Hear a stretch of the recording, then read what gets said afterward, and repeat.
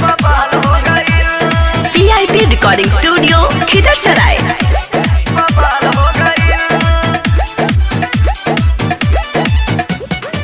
लड़का लहंग वाला सारे लुगोरी कहे फेसबुक पर देखावे लुचोली। लड़का लहंग वाला सारे लुगोरी कहे फेसबुक पर देखावे लुचोली।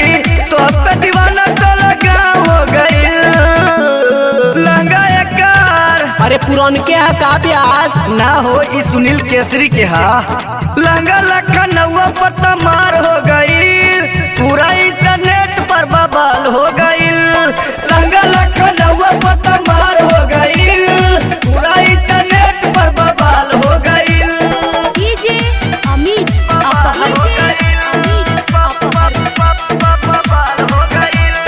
VIP recording studio Khidarsarai.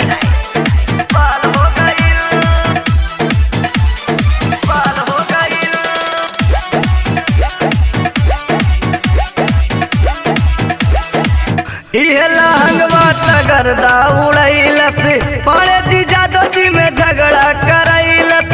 घायल बना देलू पायल बजा देलू गोरी लहंगवा के हवा खिया देलू।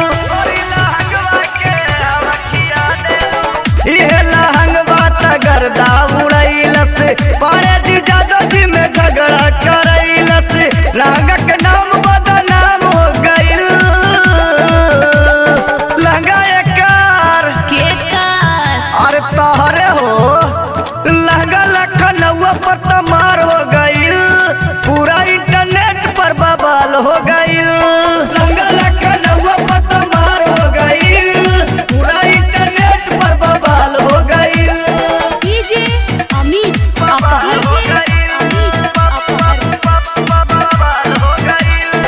VIP recording studio Khidarsarai. Lehenga के पीछे सब बट पगलाइल यही से बट इतना महंगा हो गईल। लहंगा पहिर के तू निकले लू घर से तो के देखेला सब एक नजर से। लहंगा के पीछे सब बट पगलाइल यही से बट इतना महंगा हो गईल। एक दीवाना बिहार हो गईल